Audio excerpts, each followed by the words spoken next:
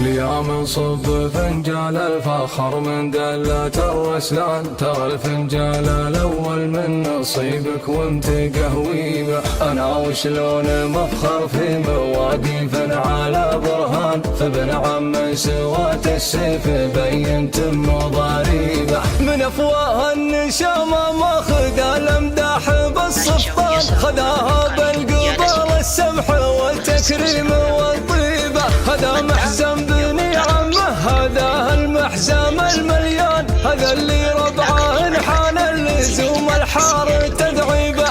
هذا اللي من كثر ما قرا وبيض وجهي يكحلان، تخاوم بياض الوجه ولا ما ظهر شيبه. طويل ذراع درب يمين مطروخ فصيح شان، من اول شبته المعالم المطالبه.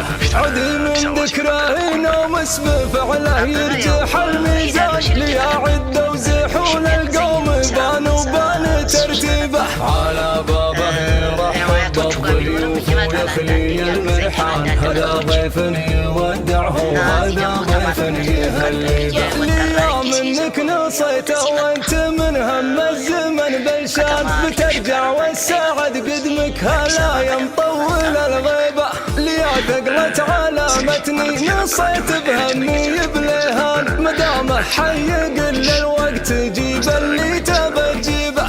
ليا منه وقف ما راحت كبار الظروف اسمان، ابن عم دخرته للزمان اللي عواديبه. ابن عم دخرته للزمان اللي عواديبه. ይበልጥ እናቴን የሚረዳት እሱ ቢሆንም ስራ ግን ጀምሮ በገንዘብ እሷን ለማገዝ ወደ ከተማ መጣ።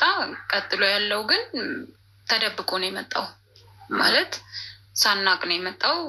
ታላቅ ወንድማችን ነው ከተማ ከመጣ በኋላ ፈልጎ አፈላልጎ ያገኘው እንጂ አስተዳደጋችን እንዲህ ወደዚህ መጥቶ የሚያኖር ምናምን አልነበረም። በቃ እናታችን እንደነገረችው ለፍታ ነው የምታሳድገን። ምን የሚያነሰን የጎደለብን ነገር የለም። ግን ያው ታላቃችን ከተማ መጣ። ቀጥሎ ያለውም ደግሞ ከተማ ካልመጣ ብሎ እዚሁ ቀረ ማለት ነው። ያለው ነገር ይሄ ነው። እንዴት ነው ከዛ በኋላ ማለት ያው መቼም ሴት ልጅ ነች፣ ከእናትሽ ጋር ብዙ ነገር አሳልፈሻል ብዬ አስባለሁ። እንዴት ነው አንቺስ ትምህርትሽ ላይ እንዴት ነበርሽ? ማለት ተምረሻል ትምህርት ወይስ? አዎ ተምሬያለሁ። አሁንም እየተማርኩ ነው ያለሁት።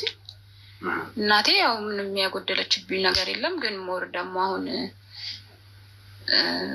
ከአበበ ቀጥሎ ያለው ወንድማችን ደግሞ አሁን ላይ ጥሩ ነገር ስለሚልክልን ምናምን የበለጠ አሁን ኑሯችንም የተሻለ ነው አሁን ላይ። ማለት አላዛር ነው በብዛት አሁን የሚልክላቸው የተሻለ ነገር ላይ እንድትሆን ያደርጋችሁ? አዎ ከተወሰነ አመት በኋላ እንግዲህ እሱ ነው የተሻለ ነገር እየላከልን። አሁን እንግዲህ እግዚአብሔር ይመስገን ጥሩ ላይ ነው ያለ ነው። ማለት ያው እኔ እንደማውቀው ከሆነ ያው አላዛር እዚህ መጥቶ አበበ እያስተማረው እንደሆነ ነው የማውቀው። መቼም ከአበበ ጋር ታወራላችሁ ብዬ አስባለሁ አይደል? አበበ እያስተማረው፣ አበበ እየረዳው፣ አበበ እየደገፈው እንደሆነ እንዲሁም ለቤት ኪራይም ጭምር አበበ እንደሆነ የሚከፍልለት አውቃለሁ። ታዲያ እሱ እንዴት ነው እናንተ ሊረዳያቸው የቻለው? ይሄ ነገር ትንሽ ግራ ያጋባችሁም እናቴ? አዎ በእርግጥ ያ እየተማረ ነው በትርፍ ጊዜ እየሰራው ነው የሚለኝ ነገር አለ እንጂ ሌላ ቀን ስራ ምንም እየተሯሯጥኩ እየሰራውኝ ነው የሚለኝ።